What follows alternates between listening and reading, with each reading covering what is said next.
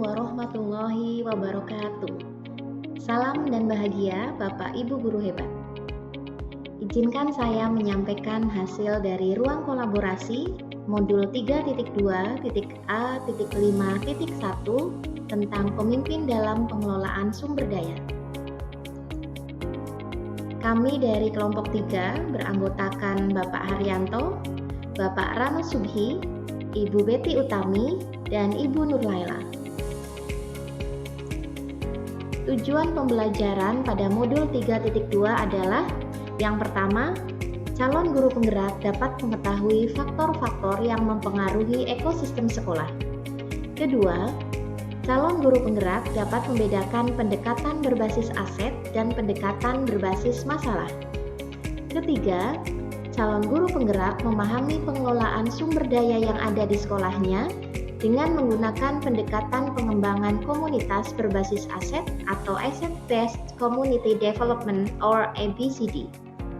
Yang keempat, calon guru penggerak dapat membedakan 7 aset utama yang dimiliki lingkungan sekolahnya.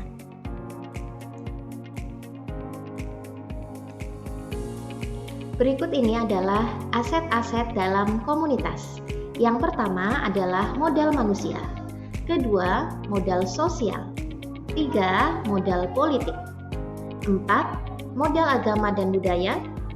5, modal fisik. 6, modal lingkungan atau alam. Dan yang ketujuh adalah modal finansial. Kami akan membahas dari modal yang pertama, yaitu modal manusia.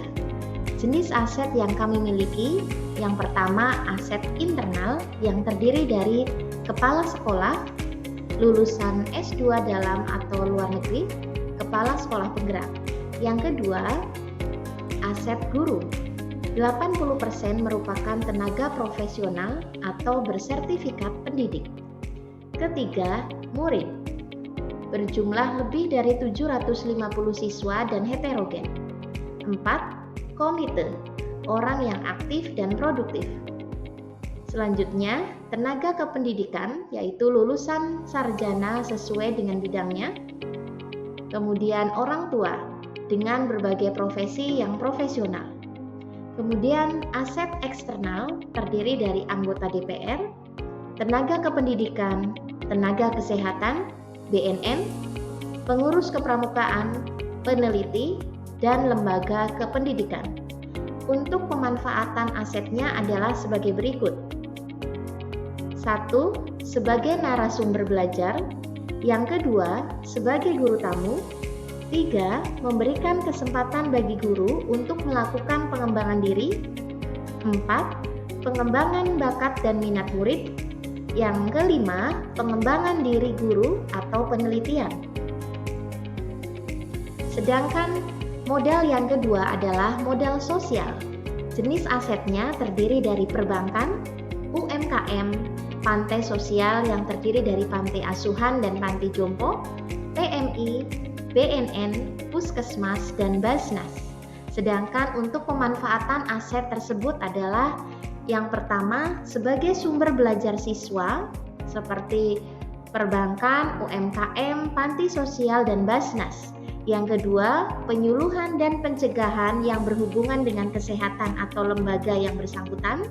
Dan yang terakhir, penyelenggaraan lomba jumbara atau PMR. Modal politik. Jenis asetnya adalah Dinas Pendidikan Kota, Puskesmas, DPRD, BNN, dan Bawaslu. Pemanfaatan asetnya, sumber belajar, narasumber, sumber informasi aktual yang bersifat kedinasan, dan pelayanan kesehatan. Yang berikutnya adalah modal agama dan budaya. Jenis aset yang ada di sekitar sekolah kami adalah masyarakat yang religius, rumah lengger, rumah batik, dan karnaval budaya. Pemanfaatan asetnya adalah sebagai sumber belajar, tokoh agama dan budayawan sebagai narasumber. Ketiga, memperkenalkan keragaman budaya dan kesenian daerah. Yang keempat, peningkatan iman dan takwa siswa. Selanjutnya adalah modal fisik. Jenis asetnya yaitu aset internal yang terdiri dari gedung sekolah, taman sekolah, perpustakaan, laboratorium IPA dan laboratorium komputer, sport center, aula, kantin, dan kebun sekolah. Sedangkan aset eksternal terdiri dari gelanggang olahraga Gor Satria, Perpusda, gedung kesenian daerah Suteja, alun-alun kota Purwokerto, pasar tradisional, pasar modern, balai benih perikanan, Masjid Agung Purwokerto, gereja, wihara, gedung DPRD, pendopo Sipanji, KUA, pengadilan, Museum BRI, Museum Jenderal Sudirman, Taman Botani, kolam renang, bumi perkemahan, dinas pendidikan, lapangan desa, pusdiklat, dan rumah sakit. Pemanfaatan asetnya adalah sebagai sumber belajar siswa, arena perlombaan, tempat pertemuan kedinasan, dan tempat pelatihan guru atau pusdiklat. Yang berikutnya adalah modal lingkungan atau alam. Jenis asetnya terdiri dari kebun atau halaman atau taman sekolah, taman obat, batu raden, sawah, taman Mas Tumambang, dan taman kota Andang Pangrenan. Pemanfaatan asetnya adalah sebagai sumber belajar dan sebagai outing class atau tempat outdoor study. Dan yang terakhir adalah modal finansial, terdiri dari dana BOS, BOS kinerja, BOS prestasi. Yang keempat, pembiayaan rutin untuk hibah Pemda, berikutnya PIP, dana aspirasi dewan, dana komite, beasiswa Telkom, dan SPP. Pemanfaatan asetnya adalah pembiayaan kegiatan siswa, penyediaan sarpras sekolah, pembiayaan pengembangan SDM, dan bantuan pembiayaan bagi siswa atau seragam dan buku. Demikian presentasi dari kelompok 3, semoga bermanfaat.